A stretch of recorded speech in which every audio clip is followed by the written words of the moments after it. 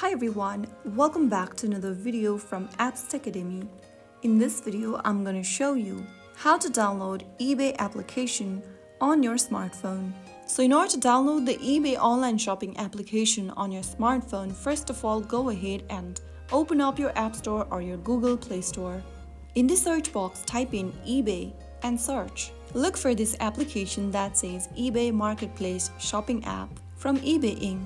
Now tap on the download or the install button and start downloading eBay on your mobile device.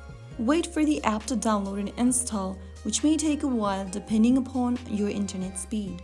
Once the app is downloaded, tap on open. And there you have successfully downloaded and installed eBay application on your mobile device. I hope the video was helpful. If it was, don't forget to like, share and subscribe to the channel for more eBay contents. I'll see you in the next video. Stay tuned. Till then.